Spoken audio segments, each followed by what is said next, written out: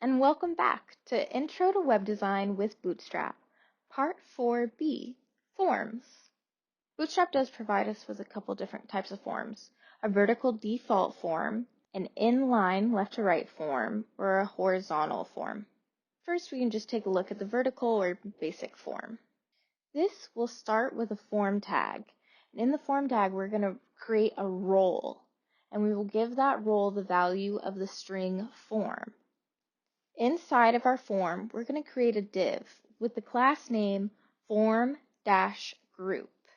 And remember, these names are all very important for Bootstrap to get the correct styling. Inside of our div, because this is a form, we know that we're going to need an input. But an input like this always needs a label. Our label will ask us, what is this label for? We say it's for the name. That directly relates to the ID of our input, which we will get to in a second.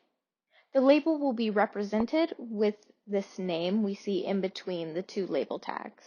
We create an input tag. Inputs always need a type because our machine needs to know exactly what it's looking for. This time, we're going to say text. So we say type equals text. Class, we're going to give the class name form-control, and our ID is name.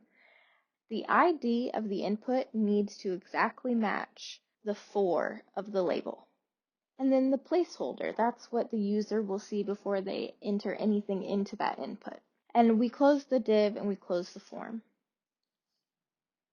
Maybe you need to create a form, but you don't have that much vertical space. Well, you could make an inline form where your information goes from left to right.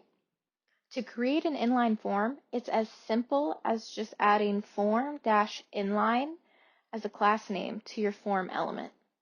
And the majority of what Bootstrap is just doing is giving you pre-made CSS for HTML that everyone already has access to.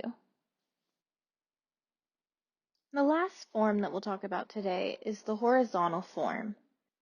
This form uses a grid pattern to display the labels and inputs. You can access it by adding a row class name to the form group and using the col-blank classes that we used before to specify the width of the labels and the controls.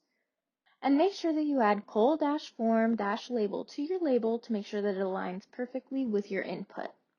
And you can go to getbootstrap.com to check out all the different examples of things you can do in forms that they provide for you already made. And that's going to be it for part 4 of Intro to Web Design with Bootstrap. Come back for part 5. Thank you guys so much.